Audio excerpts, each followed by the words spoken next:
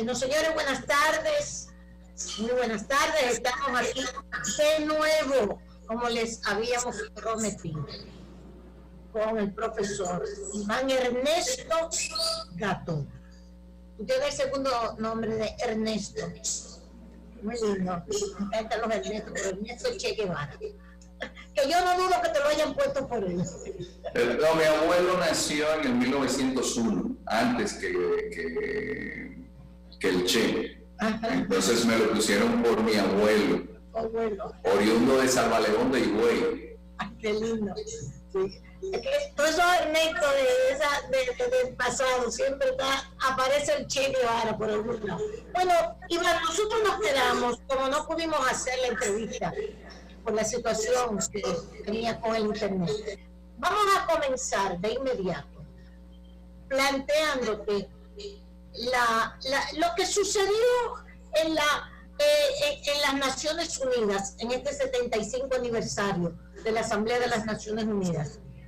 Aquellos discursos, China con un discurso multilateralista, Estados Unidos con su discurso en contra de China y muy a lo Trump. Para Estados Unidos, América es grande y se acabó. Hasta el señor francés Macron dijo, pero no podemos mantener el mundo entre el pleito de China con Estados Unidos, porque Macron quiere jugar también, parece que un papel más presencial, más importante, que Francia no esté tan rezagada. Y entonces Guterres, secretario general de la ONU, muy alarmado con todas estas posiciones, y plantea que estamos en víspera casi con una nueva guerra fría.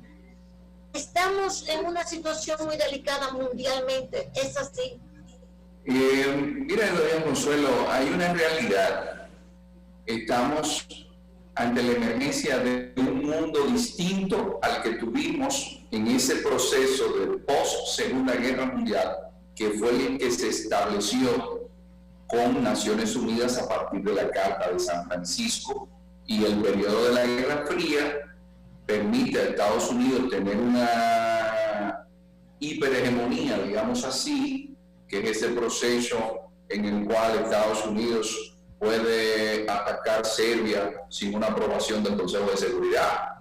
Sí. Es el momento en el cual Estados Unidos ataca a Irak inventándose que hay armas de destrucción masiva.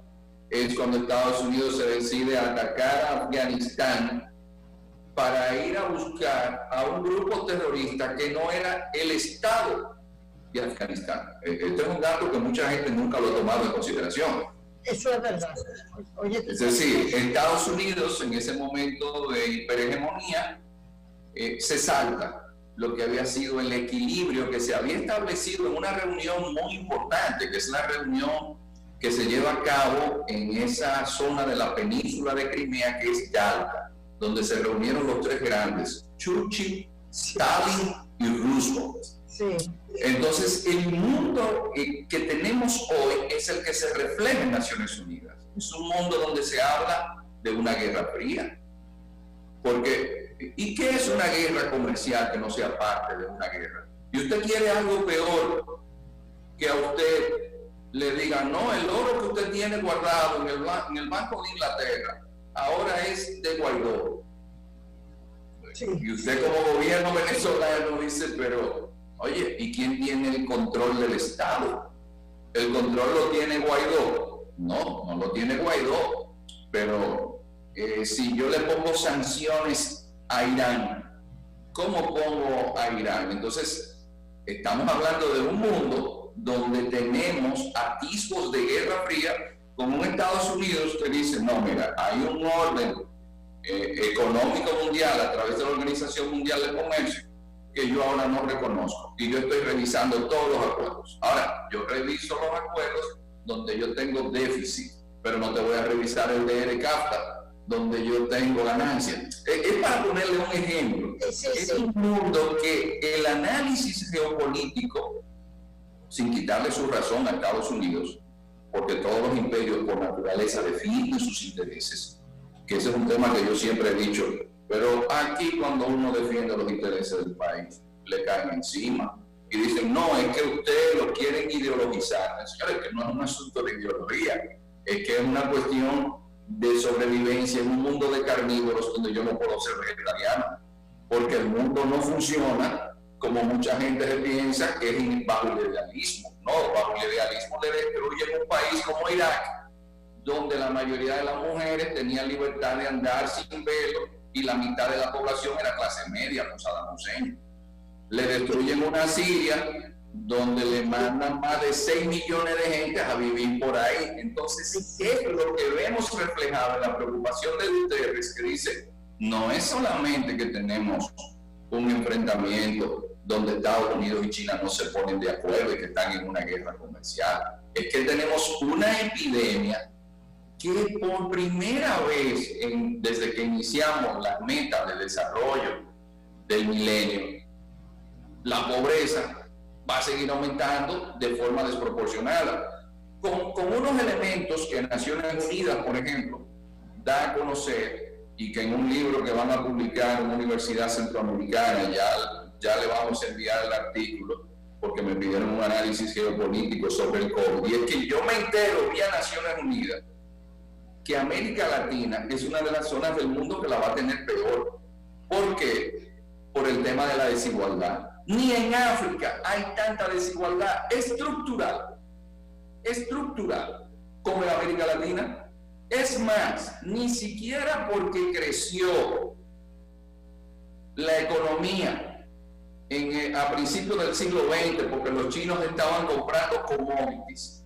En América Latina bajó la tasa de homicidios y dice la ONU que la violencia que produce la inequidad y la desigualdad y la falta de acceso igualitario a servicios de educación, de salud en América Latina produjo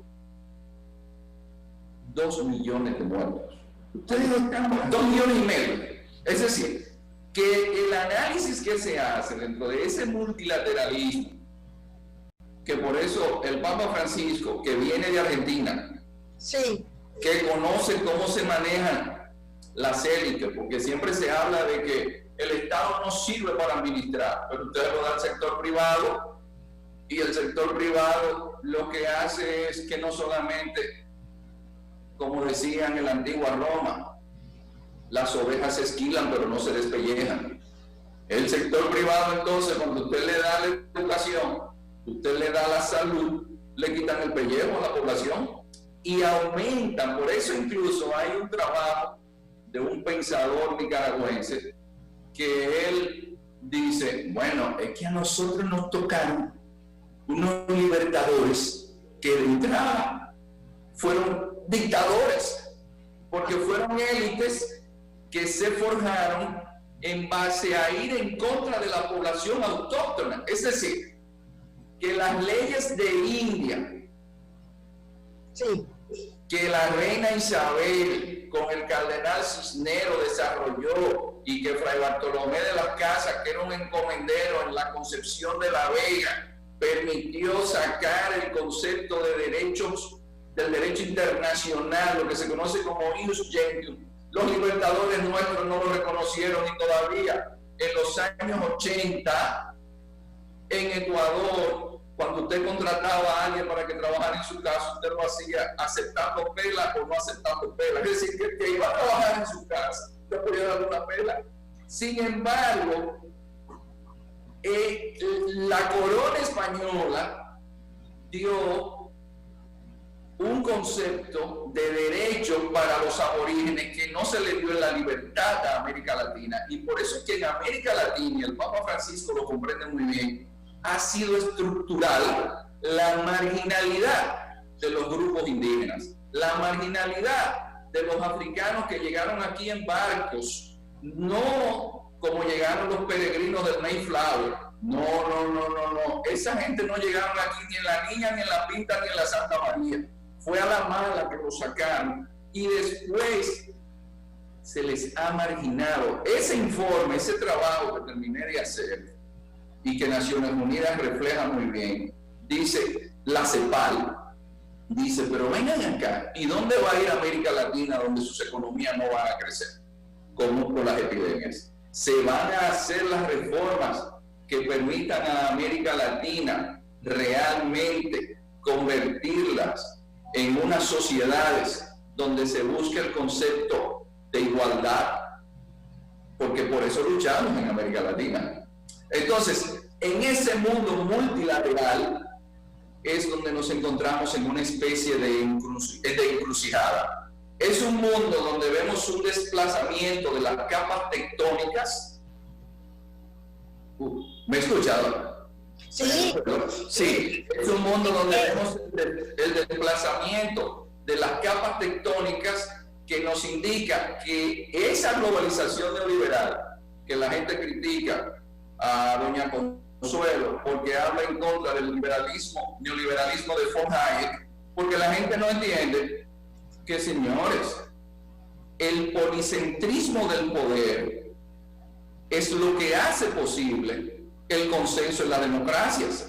Pero usted no me puede decir a mí que el Estado solamente sirve para tener servicio exterior y para mandar a la policía o al ejército para que reprima. Así es. Entonces, eso es lo que el Papa hace, pero que no es este Papa, señores.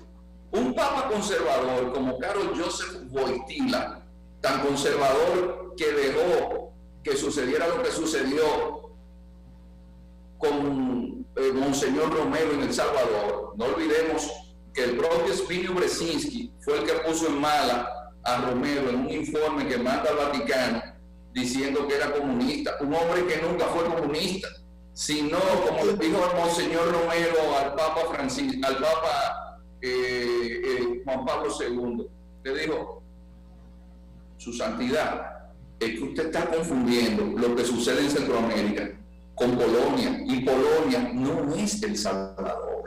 Así es. Entonces, él fue el primero que comenzó a hablar del capitalismo deshumanizado. Sí. Y eso es lo que ya he venido hablando hace muchos años, y eso es lo que nosotros como académicos le advertimos a la gente.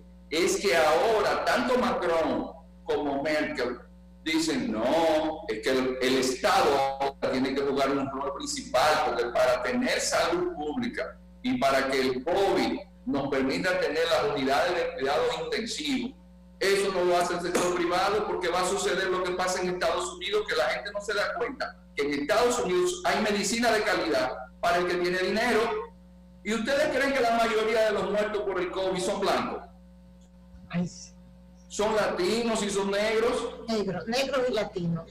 Entonces, y muchos dominicanos, cientos, según hoy, contagiados, miles y miles y miles de dominicanos. ¿Y por qué las quejas en la Unión Europea de países como España, Italia? Porque fue que se les recortó presupuesto. En Alemania no ha pasado lo mismo. ¿Por qué? Porque el Estado alemán es un Estado social bienestar, basado en que en la visión que se instauró en el Segundo Reich con Otto von Bismarck, que fueron los primeros que abogaron e impusieron la seguridad social. Los alemanes tenían seguridad social en el siglo XIX. Entonces, ¿por qué Alemania no tiene esos problemas? Porque tiene la suficiente unidad de cuidados intensivos. Entonces, hay una situación.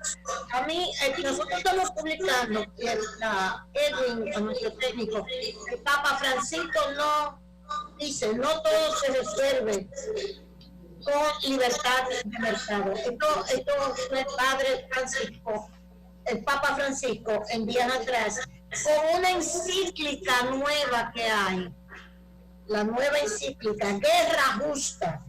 Dice, la encíclica rechaza el concepto de guerra justa, y lo que llama es a volver a ser todos hermanos. Se llama la encíclica. Eso tiene que ver precisamente con eso que tú estás hablando, Iván, de la deshumanización que el modelo liberal, neoliberal, ha traído y que ya se está evidenciando, la pandemia lo hizo evidenciar la inequidad del poder, favoreciendo a los ricos más ricos del mundo y haciéndolos cada vez más ricos y de clase media para abajo, empobreciendo. Eso tiene que ser esa encíclica expresa de todos seamos hermanos, con la evidencia. La pandemia evidenció la inequidad del sistema neoliberal. La encíclica Fratelli Tutti, que el Papa Juan Pablo II, Francisco, nos permite conocer desde la perspectiva de los mejores servicios de inteligencia del planeta y del Estado más antiguo, que es el Vaticano. Es decir, no pensemos que esto es un análisis que se le ocurrió al Papa Francisco. No. Eso es una labor de inteligencia de parte de los sacerdotes, de parte de los obispos, de los cardenales. Y cuando el Papa le dice a usted que si usted lo deja a la mano invisible del mercado, el mercado le roba la cartera. Ay Dios, ay Dios. Porque lo que demuestra esta encíclica, nos guste o no, le simpatice o no a mucha gente, es que ese sector del libre mercado, ¿cuál es el primer negocio que tiene? El primer negocio es el de las armas. ¿Cuál es el segundo negocio que tiene? El de las drogas y el de tráfico de personas. ¿Cuál es el tercer negocio que tiene? El negocio de la propaganda a través de la televisión y del ciberespacio. Entonces, ¿a qué nos ha llevado eso? A un proceso de deshumanización. Es decir, esto es, aunque a la sociedad no le guste, porque a veces no quieren confiar en la Iglesia católica, pero la Iglesia católica nunca se equivoca.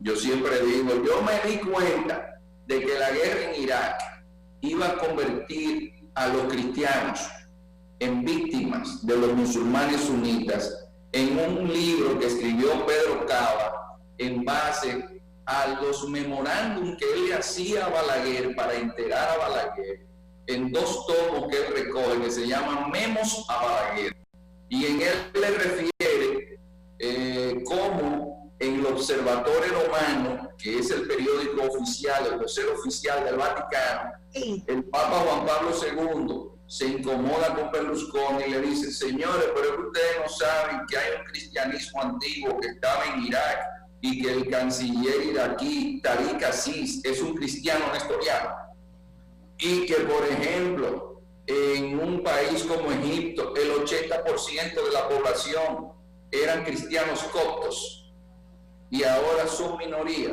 y que hace apenas 5 años la Unión Europea tuvo que llamar la atención porque se estaba cometiendo un genocidio contra los cristianos en África y Medio Oriente de parte de los musulmanes, y que con el discurso, como vuelvo y repito, el discurso de que, oiga, la libertad religiosa, la libertad del credo, pero vaya usted como cristiano a predicar a un país musulmán. Es decir, es en un mundo de carnívoros usted privando en vegetariano. Entonces es el Papa Francisco quien le dice al patriarca Kirill: donde tú me digas que nos reunamos, allí nos vemos. Porque los servicios de inteligencia rusa, ¿qué dicen en Rusia? Que ellos tienen musulmanes en el Cáucaso, no es culpando a los musulmanes, pero tenemos musulmanes en el Cáucaso, y si siguen demográficamente creciendo, ya que en París está lleno de mezquitas, ya que en Alemania está lleno de mezquitas, y aquí en los llanos, en San Pedro de Macorís, tenemos mezquitas. Haití ha crecido el Islam de forma tal que ya tienen representación en el Congreso.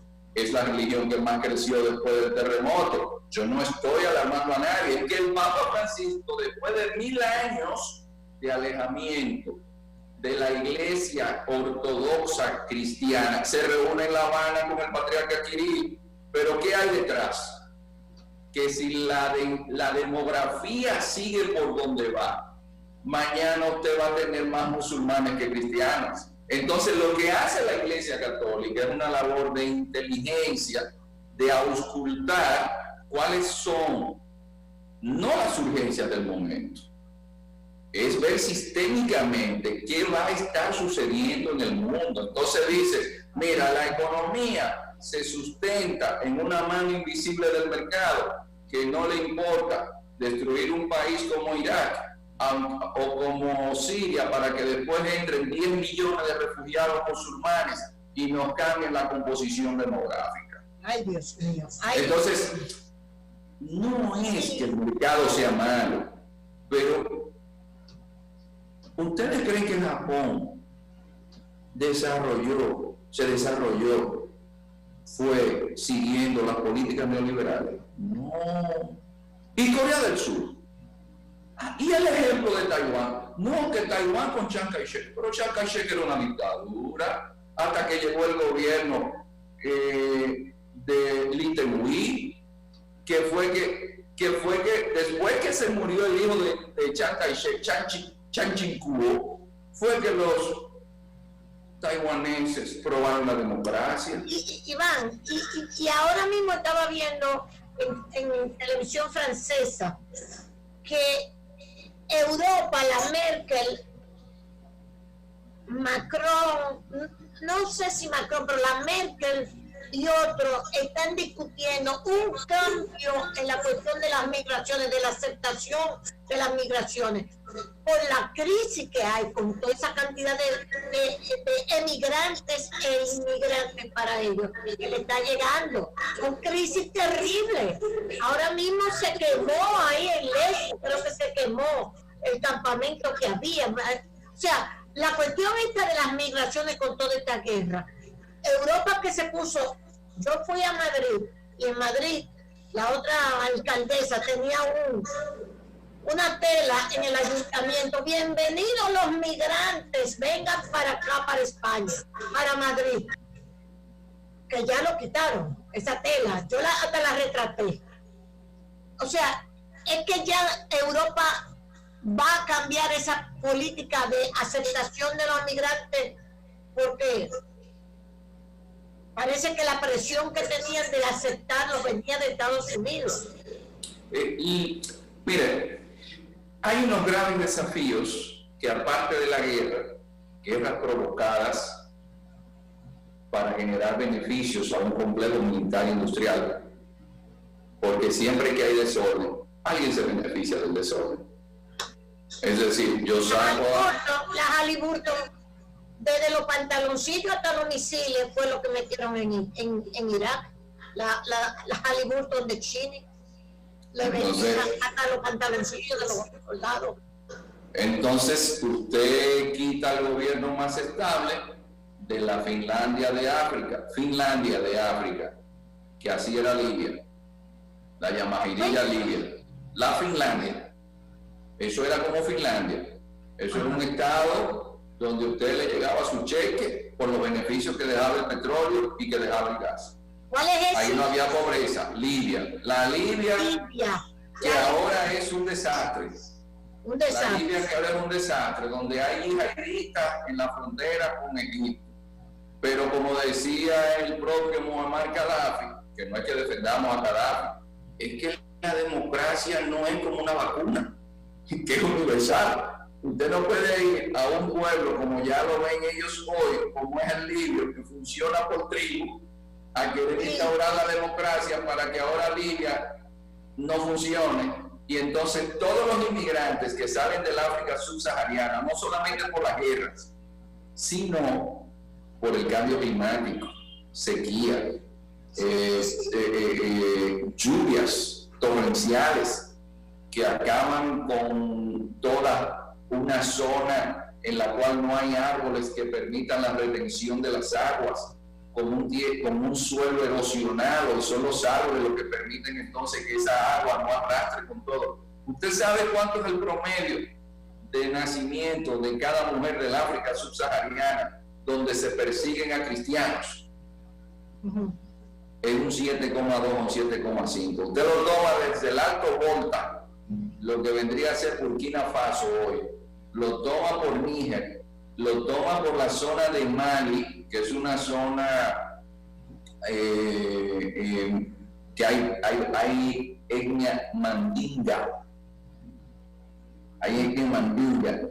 Toda esa zona Yoruba, que es la zona de Nigeria, que es la que más influencia aquí, y esa gente 7,2, 7,5, y duplica la población cada 20 años. Es decir, que Nigeria, que tiene 105 millones de habitantes, de aquí a 20 años más, quizás tenga casi 200 millones de personas, mientras en Europa, con políticas heterodoxas, las mujeres tienen 1,2 muchachos. Sí. Y usted encuentra a una pareja de esposos homosexuales, sí, como me encuentro yo, que estoy siempre mucho en Madrid, sí, y un pediatra amigo mío me dice que tiene una pareja de esposos que le dicen a él: mire, a partir del mes próximo vamos a traer a nuestros hijos, que es una pareja de gemelos, pero es que rentaron un vientre en Ucrania y eligieron hasta el color de los ojos, porque ahora la biotecnología permite que usted elija hasta el color de los ojos que le va a salir al muchacho. Entonces, cuando usted tiene una política de muchachos que no van a tener abuelos, es verdad. Entonces usted lo que está promoviendo es, si hay dinero, porque eso no lo hace un pobre, eso no lo hace un pobre. ¿Y qué pobre alquila un vientre en Ucrania, que quien alquila el vientre es para comprarse un apartamento y resolver el problema de la vivienda de su vida?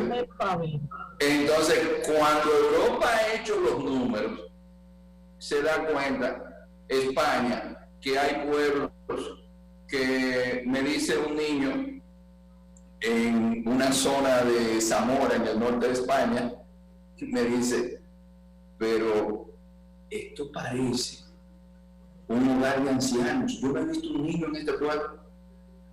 Yo no he visto un niño. Pero están repoblando, ¿con quiénes? Con los musulmanes, con los inmigrantes, pero son musulmanes.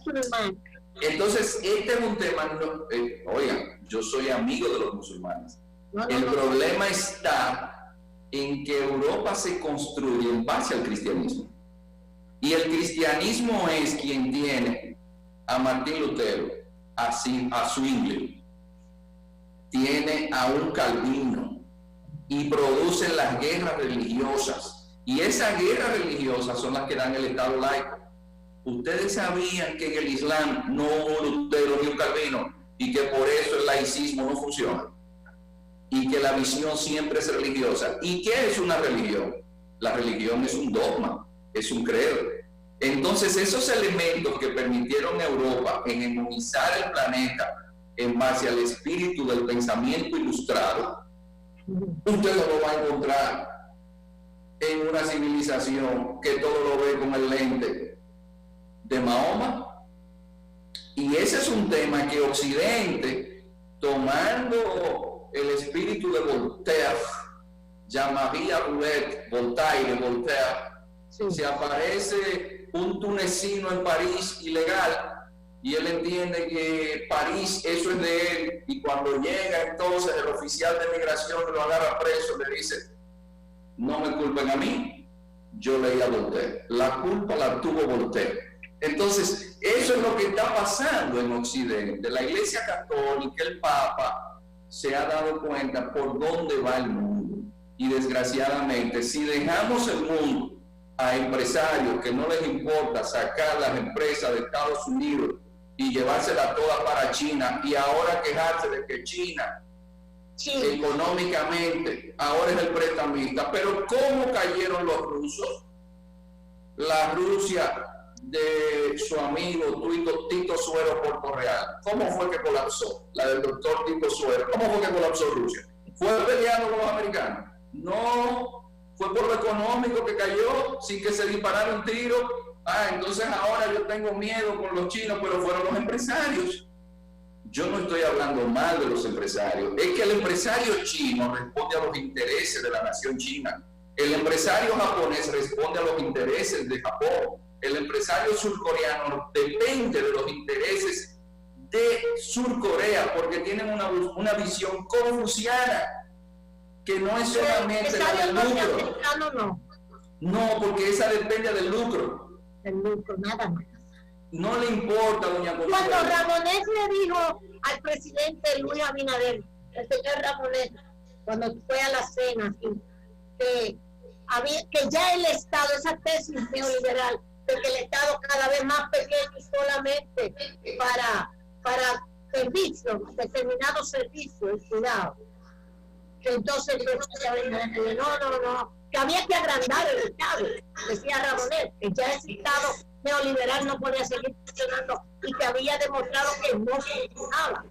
Entonces el presidente Abinader parece que les rebatió y dijo que ese era el Estado que había que más pequeño, el Estado del neoliberalismo.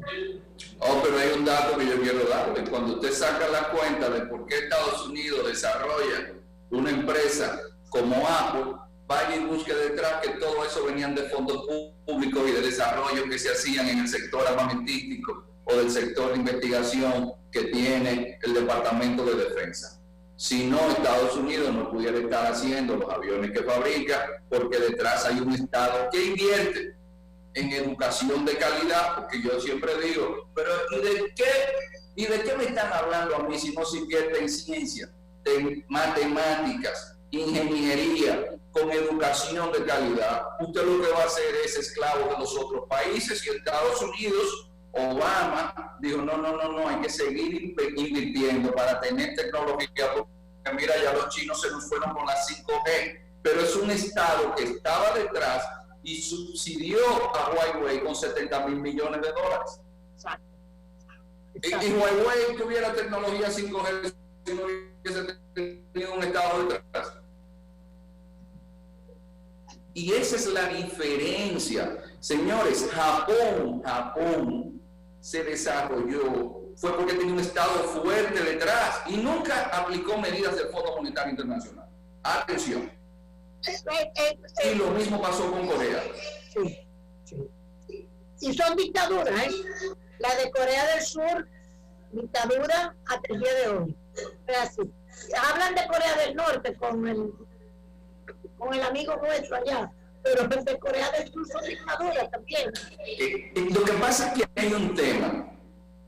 Usted no puede, ante sociedades tan antiguas como la japonesa, la china, la vietnamita, la coreana, usted venirle a vender un modelo que es fruto de las revoluciones burguesas. Claro. Que de ahí viene el capitalismo y el socialismo. Es decir, ahí detrás hay una ética confuciana que tiene 1000 y pico de años antes que surgiera el mercantilismo, que surge la modernidad cuando comienza la colonización. Cuando yo veo la Segunda Guerra Mundial, los documentales de la Segunda Guerra Mundial, veo a Japón con la guerra de Estados Unidos, en la Segunda Guerra Mundial con Estados Unidos principalmente contra Japón. Yo lo que me asombro es aquella sociedad tan moderna, la japonesa, que fabricaba aviones y que fabricaba esto, y que se metió e invadió a Rusia, a China, invadió a donde tenía que ir a buscar materia prima y no le importó. Y sin embargo, el rey todavía y las reinas, que con alguien, y eran que no se pueden tocar porque son seres del cielo. O sea, una contradicción entre un capitalismo desarrollado hasta lo último y entonces todavía esas costumbres ancestrales del rey y de la gente no se pueden ni tocar ni ver, ni saludan al pueblo porque lo mantienen en un palacio trancado. Oye, pero ¿cómo son estas convivencia entre esta relación tan fuerte y un desarrollo capitalista al lado de hacer portaaviones, aviones, de todo, Japón. Pero usted sabe por qué se da eso. Porque los japoneses comprendieron que a pesar de ser una sociedad shintoísta, cuando el Comodoro Perry llegó y les dijo, mire, ustedes tienen ya, que Japón duró 300 años que no aceptaba a nadie del extranjero, ni que entrara ni saliera. Y entonces cuando el Comodoro Perry les dijo, miren, yo soy del país que le dicen Estados Unidos, es mejor que ustedes se abran al comercio, porque por ahí hay una gente que se llaman los británicos, que si llegan aquí les va a pasar igualito que a China. Entonces ahí los japoneses iniciaron un proceso de modernización. Meiji es la casa imperial gobernante, donde he tenido la oportunidad de compartir con ellos. Fui invitado a visitar la casa todo el proceso. Y esa casa imperial, ¿sabe a quién busca? Al gran geopolitólogo alemán llamado Karl Haushofer, que era el hombre que visitaba a Hitler y a Rudolf Hess en la cárcel. Por eso es que usted va a ver en el acuerdo Molotov-Ribbentrop a un hijo de Haushofer. Y Haushofer asesora, y ahí comienza lo que se llama el Lebensraum o espacio vital, pero se envían japoneses por el mundo entero a buscar tecnología y ponen a Japón a ese nivel, pero sin perder algo que alguien que usted y don Carlos Flores conocieron a tiempo, que se llama Azorín en el político, y era que Azorín en el político decía, cada país tiene que adaptar las ideologías políticas a su geografía y a sus circunstancias históricas. Japón no dejó su visión shintoísta para subirse en el tren de la modernidad. Así mismo, mantuvo su ideología. Finalmente, nada más me queda un minutito. Trump va a perder de plano, es cierto, o simplemente no creo que va a ganar nada, pero va a perder, está perdido. Vivimos en tiempos postfactuales donde la verdad no importa mucho. Y si hay un hombre que ha sido subestimado, sin embargo, en este momento, su salud es la noticia que más llama la atención en el planeta entero. Y es un hombre con todas las cualidades para usted decir que hoy es el que representa a la clase obrera de los Estados Unidos, siendo el Partido Republicano, el partido que se supone que no es el partido de la clase obrera, siendo entonces Trump el hombre que representa los más pristinos intereses de la sociedad americana, que está fundamentada en el cristianismo calvinista. Ese es el voto más duro que hay para las elecciones. Y si las elecciones, entre comillas, puede haber un fraude, eso se decide en la Suprema. ¿Y en la Suprema la mayoría de quién es? Sí. Es decir, esas son las realidades. Eso es lo que la geopolítica nos enseña. Iván, gracias, profesor. La verdad que recibimos una charla interesantísima. Muchísimas gracias, profesor Iván. A usted, muchas gracias, doña Consuelo, mis afectos. Gracias. Bueno, señores, la verdad que hemos tenido una buena charla de geopolítica que nosotros esperamos que ustedes hayan apreciado, porque la verdad que hay que ponerle atención. Al Papa, eso que dice Iván, yo no sabía, que es una inteligencia la que hay en el Vaticano. Después vamos a hablar con Víctor Grimaldi, pues, usted debe saber también mucho del Vaticano. Recuérdense que nosotros estamos aquí gracias a Plaza Lama, a Óptico Oviedo con el 849 de Óptico Oviedo. Usted lo sabe lo que es el 849 de Óptico Oviedo. ¿Qué es el 498 de Óptico Oviedo? Que usted va a Óptico Oviedo, lentes con cristales, visión sencilla, mire, vaya con su mascarilla, ok, y ahí lo vamos a atender muy bien, todo está, mire, bajo el protocolo del COVID, los asientos, las atenciones, todo. 849, lente completa. ¿Dónde? En Óptico Oviedo, pero claro, oferta válida para todos los días. Así mismo el Grupo Rica, como siempre, que marca país, marca café, Santo Domingo. Nosotros vamos a hablar con Julio Turi esta tarde, el sol de la tarde. No se lo pierdan, porque tenemos varias cosas interesantes lo de Odebrecht, etcétera, etcétera, etcétera. Y Catalina, desde el sábado, Catalina, ya entró. Le hicieron el mantenimiento y ya entró.